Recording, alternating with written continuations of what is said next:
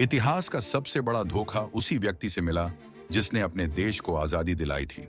सन 1958 Baghdad, Iraq.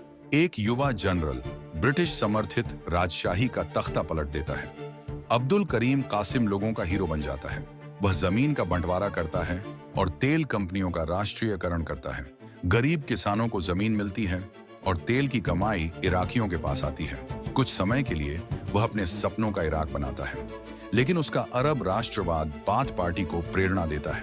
वे गुप्त रूप से उसके खिलाफ साजिश रचते हैं। फरवरी 1963 में टैंक सड़कों पर उतर आते हैं। उसके अपने ही सैनिक उसे घेर लेते हैं। गोलियां चलती हैं और वह मारा जाता है। बाथ पार्टी सत्ता पर कब्जा कर लेती है। कुछ साल बाद सद्दाम हुसैन इसी पार्टी से उभरता है। जिस व्यक्ति ने अपने राष्ट्रवाद से अपने ही दुश्मन तैयार किए, वह था अब्दुल करीम कासिम।